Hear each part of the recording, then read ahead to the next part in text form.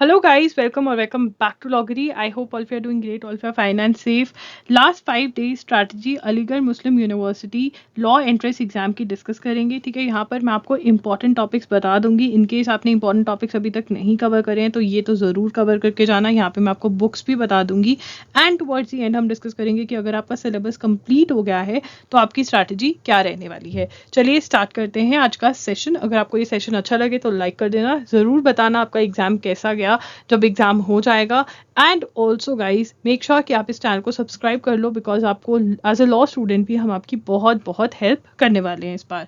सबसे पहले आपका एग्जाम जो है वो 14 मई को है. 2 आवर्स का एग्जाम है आपका.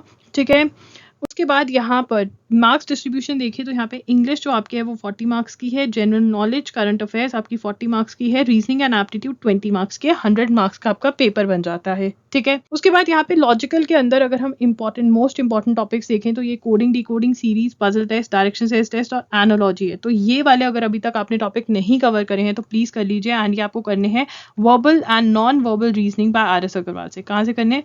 Verbal and non verbal reasoning by R S. Agarwal से आप ये कवर कर सकते हैं. This is the best book. ठीक है, उसके बाद और वन आउट है, ये तो आप कॉन्सेप्ट ही देख लेना. Blood relations, clocks and calendars. तो ये इंपॉर्टेंट टॉपिक्स हैं जो मैंने आपके, ये 5 टॉपिक्स बहुत इंपॉर्टेंट है, ये तो कवर करके जाने ही जाने हैं.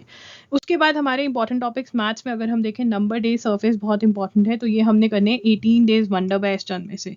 ठीक है, 18 डेज वंडर बाय चंद में से ये 3 टॉपिक्स तो आपने करने ही करने हैं. बाकी सारे भी मैंने मेंशन किए हुए हैं इन केस आपको करने हैं या फिर आपको नहीं पता था इनमें से नहीं किया, मान लो ये हो गया आपका, तो इनमें से कुछ रहता है तो वो कर लो. उसके बाद आपका इंग्लिश में आता है. इंग्लिश में साइनोनिम एंटोनिम्स है. ग्रामर के अंदर ये देखो, इस टाइम पे ईडियम्स और ये तो हमारे हो नहीं सकते. ग्रामर के रूल्स और प्रैक्टिस आप करके जा सकते हो. एक्टिव पैसिव रिपोर्टिव स्पीच करके जा सकते हो, तो ये कर लो. बाकी सारा इस टाइम पे नहीं हो सकता है. ठीक है ना. अब बात करते हैं लीगल एप्टीट्यूड के अंदर. इंडियन कॉन्स्टिट्यूशन बहुत ज्यादा इंपॉर्टेंट है. देखिए, अगर आपको नहीं पता, मेरा कोर्स भी है, आप वो भी बाय कर सकते हैं, लिंक डिस्क्रिप्शन बॉक्स में है. एमसीक्यू प्रैक्टिस करके जाइए. यूनिवर्सल्स की बुक में लीगल टर्म्स एंड मैक्सिम्स के लिए मैंने 2 वीडियोस कर रखी हैं. ठीक है, और 2 पीडीएफ्स भी अवेलेबल है मेरी वेबसाइट पे, वहां से आप important legal terms and maxim पढ़कर जा सकते हैं. करंट अफेयर्स में देखिए, लास्ट 5 डेज में करंट अफेयर्स का जो भी आपने पढ़ा था उसको रिवाइज करके जाओ.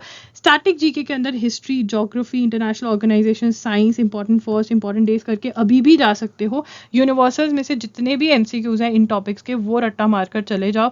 ठीक है, जो तो आपको आंसर पता है क्यों है, ठीक है, जो नहीं पता वो गूगल कर लो, क्योंकि आपके यूनिवर्सल्स वाले जो क्वेश्चंस है वो मोस्ट इंपॉर्टेंट क्वेश्चंस है, वहां से आने के चांसेस सबसे ज्यादा रहते हैं.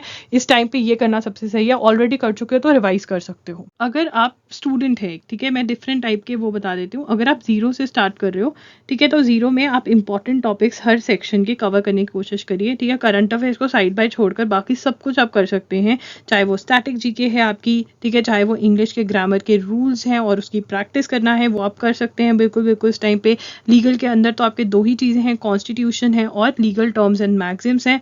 ये चीज़ें आप बिल्कुल बिल्कुल इस टाइम पे कर सकते हैं. और लॉजिकल रीजनिंग तो ऐसी चीज़ है वो भी आप कर इस टाइम पे जा सकते हैं. और मैथ्स के आपके 3 टॉपिक्स ही इंपॉर्टेंट बनते हैं, तो वो आप कर जाइए, इंपॉर्टेंट टॉपिक्स. ठीक है ना. अगर आपका सिलेबस खत्म नहीं हुआ है तो मैं आपको कहूंगी कि इंपॉर्टेंट टॉपिक्स फटाफट से आजकल में खत्म कर दीजिए और अपने आप को प्लेस करिए कौन सी कैटेगरी में, कंप्लीट सिलेबस की कैटेगरी में, कि सिलेबस कंप्लीट हो गया. अगर आपका सिलेबस कंप्लीट हो गया, it is very very important कि आप रिवाइज करें, मॉक टेस्ट अटेम्प्ट करें. हमने इस बार मॉक टेस्ट नहीं लॉन्च करे हैं, कहीं से भी जहाँ पे अवेलेबल है वहाँ पे जाइए और मॉक टेस्ट लीजिए. PYQs अवेलेबल है, PYQs भी सॉल्व कर सकते हो मॉक टेस्ट के रूप में. ठीक है, this is what you have to do. Revise कैसे करना है? इंपॉर्टेंट टॉपिक्स पहले रिवाइज होंगे, दूसरे बाद में रिवाइज होंगे. सेम सोर्स से ही रिवाइज करें. ठीक है, कोई भी नया सोर्स मत इंट्रोड्यूस करें अपनी पढ़ाई में. सेम सोर्स से ही आप रिविजन कर सकते हैं. मॉक टेस्ट दीजिए and that is how you can go and give the exam. ठीक है, अगर कोई भी डाउट है कमेंट कर सकते हैं. I am going to answer for sure. आके जरूर बताना कि एग्जाम कैसा हुआ. That's it. लॉगरी signing off. I will see you super soon. Bye and take care.